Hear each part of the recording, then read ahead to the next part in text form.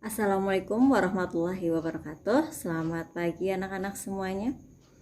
Kembali lagi pada pembelajaran bahasa Indonesia kelas 11 ya. Masih semangat ya.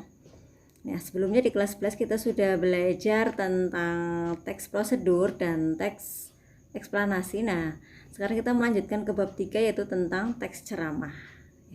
Ceramah mungkin tidak asing lagi bagi kalian ya. Kalian sering mendengarkan ceramah entah itu di media televisi atau di internet. Nah, kompetensi dasar yang akan kita pelajari yang pertama yaitu menganalisis informasi berupa permasalahan aktual yang disajikan dalam ceramah berkaitan dengan bidang pekerjaan, kemudian menyusun bagian-bagian penting dari permasalahan aktual sebagai bahan untuk disajikan dalam ceramah berkaitan dengan bidang pekerjaan. Kemudian yang ketiga adalah menganalisis isi, struktur, dan kebahasaan dalam ceramah berkaitan dengan bidang pekerjaan. Kemudian yang keempat adalah mengonstruksi ceramah berkaitan dengan bidang pekerjaan dengan memperhatikan aspek kebahasaan dan menggunakan struktur yang tepat. Nah, coba apa sih itu ceramah? Nah, menurut Kamus Besar Bahasa Indonesia, ceramah adalah pidato oleh seseorang di hadapan banyak pendengar mengenai suatu hal atau pengetahuan atau suatu topik tertentu. Ya, pidato ini adalah pengungkapan pikiran dalam bentuk kata-kata yang ditujukan kepada semua orang, halayak umum ya. Jadi dalam berpidato ini sangat dibutuhkan keterampilan berbicara di depan umum atau sering kita sebut yaitu public speaking. Itu. Ada pidato yang bersifat umum, ada juga pidato yang bersifat keagamaan ya atau ceramah biasanya itu kita sebutnya. Nah, berdasarkan tujuannya, ceramah dapat dibedakan menjadi 3, yaitu ceramah informatif, ceramah persuasif, dan ceramah rekreatif. Ceramah informatif adalah ceramah yang berisi informasi. Jadi, seorang pembicara itu memberikan informasi mengenai suatu hal, mengenai suatu pengetahuan yang belum banyak diketahui oleh pendengar. Kemudian ceramah persuasif adalah ceramah yang bertujuan untuk mendorong pendengar atau mengajak pendengar untuk berubah pandangan atau pendirian mengenai suatu hal. Kemudian ada ceramah rekreatif. Rekreatif artinya adalah menghibur ya. Jadi ceramah ini bertujuan untuk menghibur pendengar agar menjadi lebih bahagia atau lebih senang. Gitu. Kemudian berdasarkan isinya kita mengenal juga tema-tema antara lain agama, ideologi, ceramah politik, ceramah ekonomi, ceramah sosial, ceramah tentang iptek, hukum, seni dan sebagainya. Ya. Itu adalah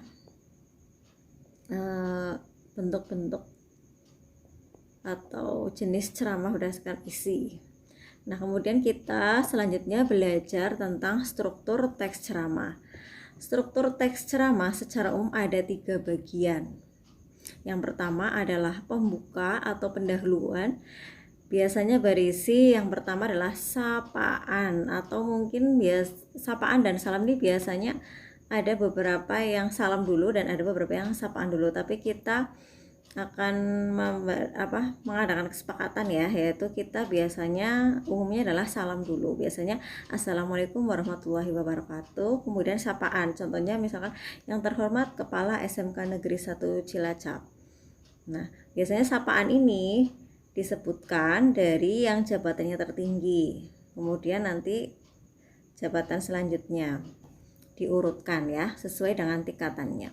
Kemudian yang ketiga ada ucapan syukur. Ucapan syukur ini contohnya puji syukur kami panjatkan kepada Tuhan Yang Maha Esa ya, seperti itu, atau puji syukur kami panjatkan kehadirat Allah Subhanahu wa taala yang telah melimpahkan rahmat serta hidayahnya sehingga kita dapat berjumpa kembali di acara titik-titik, itu juga bisa.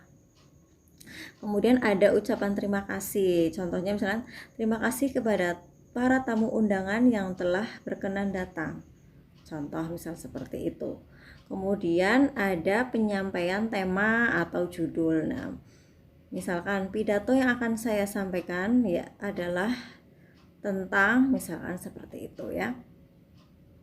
misalkan tentang pandemi COVID-19 misal. Kemudian bagian kedua yaitu isi. Bagian isi ceramah disesuaikan dengan topik atau tema.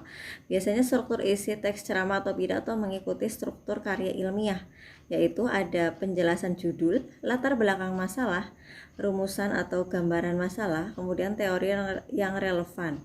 Tapi dalam prakteknya tidak seperti ini pun tidak masalah, yang penting kalian menyampaikan isinya itu runtut ya, dari latar belakang, kemudian nanti juga ada pesannya, isinya apa, seperti itu. Isi teks pidato juga dapat menyesuaikan struktur jenis teks lain. Nah, ini contohnya teks eksposisi atau teks eksplanasi. Jadi misalkan pertama berupa tesis. Kalau yang eksposisi ya itu berupa tesis, kemudian nanti ada argumen itu berarti data-data pendukungnya, kemudian nanti ada penegasan ulang, itu contoh yang eksposisi. Kemudian ada bagian penutup.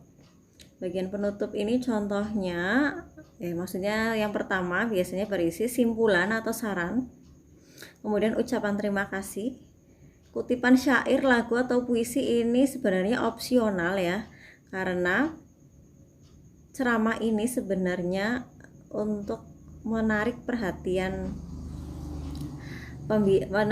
pendengar. Jadi kutipan syair, lagu atau puisi itu sebenarnya bertujuan agar menarik perhatian pendengar dan tidak monoton. Nah, kutipan syair, lagu atau puisi ini tidak hanya mungkin di penutup, bisa juga nanti ditaruh di bagian isi atau di bagian pendahuluan ya. Kemudian ada harapan, manfaat, kemudian ada permintaan maaf ya, biasanya mohon maaf apabila ada kata-kata yang kurang berkenan, itu atau misalkan demikian ceramah dari saya, mohon maaf apabila ada kata-kata yang kurang berkenan. Contohnya kalimatnya seperti itu. Kemudian ada salam penutup. Kalau tadi pembukanya assalamualaikum, berarti penutupnya wassalamualaikum. Atau dengan penutup yang lain bisa ditutup dengan quotes atau ditutup dengan salam-salam lain juga boleh gitu. Nah, setelah ini kan berupa teorinya. Setelah ini silakan kalian menyimak salah satu contoh pidato dari kakak kelas kalian ya. Kemudian nanti setelah kalian menonton pidato tersebut, Ibu akan memberikan sebuah pertanyaan ya. Pertanyaan yang pertama adalah, dari video pidato yang kalian tonton, apakah struktur teks ceramahnya lengkap? Berikan alasannya. Kemudian yang kedua, apa isi ceramah atau pidato dari video tersebut? Kemudian yang ketiga, tuliskan bagian penutup yang permintaan maaf ya. Kemudian yang keempat, adakah kalimat yang tidak efektif dari video ceramah atau pidato tersebut? Ya, sudah ya, itu soalnya. Karena sering sekali di dalam pidato atau ceramah ini menggunakan bahasa-bahasa yang kurang efektif.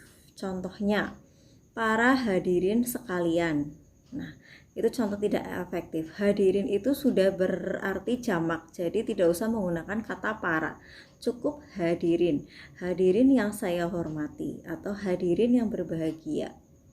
Itu contoh satu.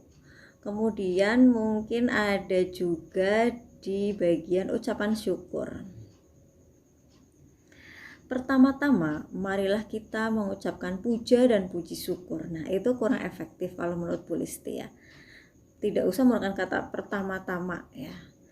Atau mungkin langsung puji syukur atau kami memanjatkan puji syukur, kayak gitu lebih efektif.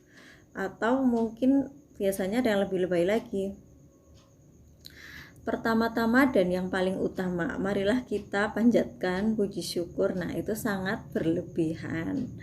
Kemudian